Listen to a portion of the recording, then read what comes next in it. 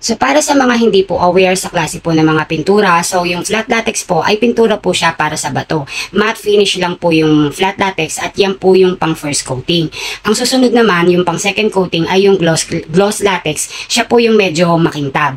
So kung papalitan nyo naman po ang inyong pintura sa pader at meron na kayong existing na pintura, ang gagawin nyo po ay pahiran nyo muna po siya ng flat latex bago nyo po siya i-top coat ng desired nyo po na kulay. Dahil para makuha nyo po yung desired nyo po na kulay kung ipa-flat nyo muna siya, lalo na kung galing po sa dark color ang inyong pader. Pero kung papatungan nyo po yung existing po na kulay ng inyong pader, kailangan bago nyo po siya pahiran ng flat latex, kailangan lihain nyo muna siya using sandpaper na number 120 or number 100, yung medyo po magaspang. And FYI, ang mga latex paint po ay odorless, wala po siyang amoy at water-based, tubig lang po ang pinangahalo sa kanya at ang mixture po nito ay half cup of water sa 1 galon po ng flat latex or ng gloss latex paint. And then, ang coverage area niya po na mapipintahan ay mga 6 to 7 square meters. Approximately, depende po sa consumption nyo. Depende po sa thickness po na gusto nyo na ipahid po sa wall nyo. So, yun po yung magagamit nyo po na pintura. Sa isang small room, kasya na po siya yung 1 galon po. So, sa pagmix naman po ng pintura, gradually lang po yung pag-stir nyo sa paglagay nyo po ng tubig. Don't dump large amount of water kasi medyo magiging malamnaw siya. Yung desired thickness, kung okay na sa inyo, haluin nyo lang mabuti. Basta, tingnan nyo lang, sample nyo lang po yung pagpahid. Basta hindi po siya luluha. So, okay na po yun. Kaya wag nyo po bibiglain ang paghalo po ng tubig. Unti-unti lang po. And then, i-mix well nyo muna siya bago ipahid sa pader. At dahil white lang po yung mga flat latex at gloss latex na coat saver, so pwede nyo po siyang i-mix ng mga primary colors using Acricolor.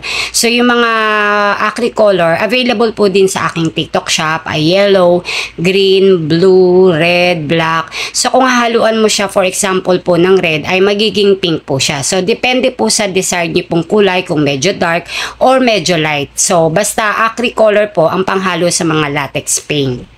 So, meron din po mga nagtatanong kung pwede rin po siyang ipahid sa mga plywood or kahoy. So, pwede po siya kung meron pong existing na pintura po yung plywood nyo or yung kahoy nyo.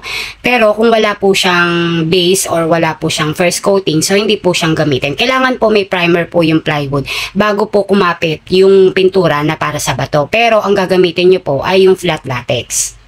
So, ang mga latex paint ay mabilis pong matuyo. Fast dry po siya within 2 to 4 hours ay tuyo na po siya. So, pwede na po kayong mag-recoating after 2 to 4 hours. And then, pwede rin po 2 coatings or 3 coatings. Depende po sa kapal ng pintura na gusto nyo. Kasi minsan, medyo meron pang haspy yung pintura. Kaya yung iba po, gusto nila 3 coatings. So, para kung gusto nyo pong medyo makapal yung pintura sa pader, mag 3 coatings po kayo.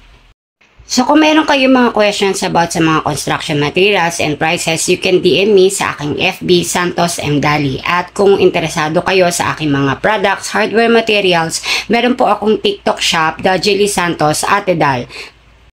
Ang advantage po ng mga latex paint ay kung hindi po makinis ang inyong pader ay hindi po siya masyadong halata kung ito po ang ipapahid nyo po sa inyong pader. Ang disadvantage naman ay mabilis po siyang madumihan. Same thing with gloss latex. Kapag gloss naman po ang ginamit nyo, hindi po siya mabilis madumihan. Yun po yung advantage. Pero ang disadvantage kapag glossy, kapag hindi po makinis ang pader, halata po na meron po siyang spot or surface na hindi po pantay ang masilya. So, yun po yung kaibahan. So, better yet, gumamit po kayo ng skin coat bago po kayo mag-primer or flat latex at top coat ng gloss latex. Materials for concrete wall painting. Paint brush. Paint roller size 4. Paint roller size 7. Sandpaper. Paint tray. Skim coat. Dajeli Santos Hardware Supplier. Visit my TikTok shop.